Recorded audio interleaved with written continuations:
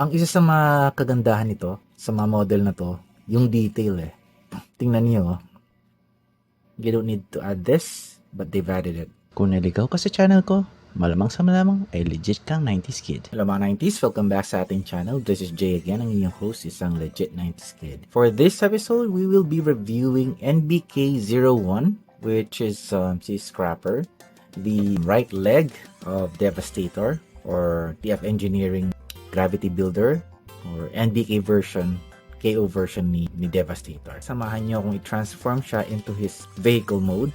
Pero bago yon, tingnan natin articulation niya. Arms niya, movable siya, poseable. Yan. Yung elbows niya, namumove mo. Yan. Namumove mo yan. Okay. Based on your preference. Yan. Yun rin. And this one as well. And then sa back, pwede mong i-post to or remove yung pang scoop niya. Ayan. Ayan siya. And also sa feet or sa legs, pwede mong move ng ganyan. Ball joint yung paa niya. So yan. Free mo siya ma-move rin anytime. And this feet niya, mamumove mo rin yan. Ang isa sa mga kagandahan nito, sa mga model na to, yung detail eh. Tingnan niyo, you don't need to add this, but they've added it. Tsaka tingnan niyo naman. Iba nga lang yung logo niya, hindi pang Decepticon. Pero, maangas pa rin tingnan. Ang hindi lang ma-move dito or ma-articulate is yung hands niya, which are fine. And, ayan. You get his ball joint. So, mabupost mo rin siya. Ayan. You can move downwards. Upwards, medyo upwards pwede rin. Ay, hindi pala pwede. Downwards lang, pero side to side, ayan, namumove mo siya. Meron siyang, ayan, waist swivel. So, alam ko, namumove rin to eh. Ay, hindi pala. Pag naging na tong feet movable to, naging stuck lang dahil sa dito. But, that's not a problem kasi namumove mo naman yung side na to. The details are very great. So let's go ahead and transform him. So based sa instructions, simulan daw dapat sa feet.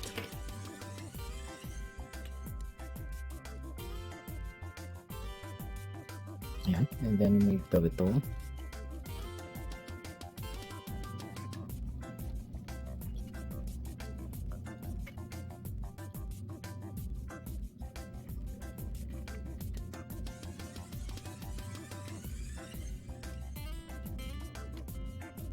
Nilalak natin siya into place dun banda. Ayun. Then this one, ilak rin natin. Ayan. Dito medyo nalito dati. Tapos na.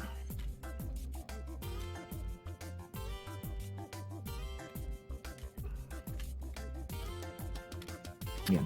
So binend natin papunta ron itong elbow nut ay joint na to. Para nakita nyo yan, dapat nasa labas tong joint na yan ng legs niya.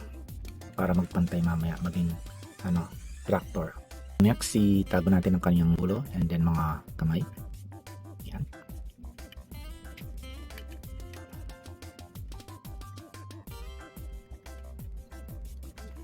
Pantay lang natin. Yan. Okay, so ito dapat nandun sa side na kabila. So bago yon, ilipat natin ito dapat dito. Yan siya. Lilipat natin sa kabila. Yan. Single twist pa side. Sa kabila na dapat. Yan. Sa peg na yung papasok mo.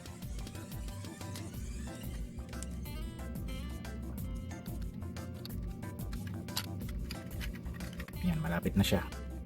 Yan, peg mo siya doon. Same as with this one, peg mo sa kabila. So, ayan. Na-peg mo siya dapat doon.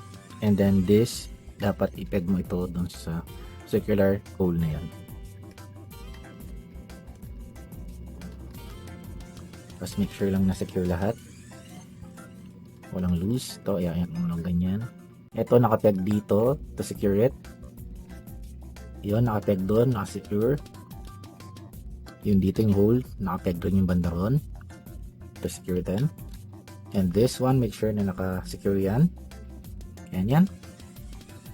Baba mo lang to. And namumove mo to. Ito pala pwede natin tago dito sa legs. Gamitan natin to para maghiwalay.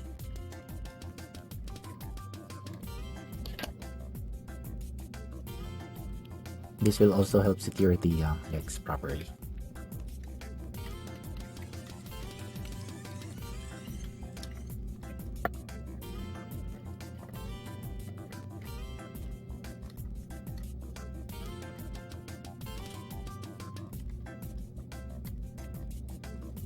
Okay, the pieces are locked into place. So, sinecure ko lang to. Yan. Again, may lock yan na maliit doon. Section na yan, yun. Kung makikita ninyo. Kaya natin banda. May lock yan. Ito may lock. Dito may lock. Doon, may lock yun. Freeloader mode. Knee scrapper. Bottom. Back. Front. Maangas siya, oh. Ayan. This will form as the right leg ni Devastator.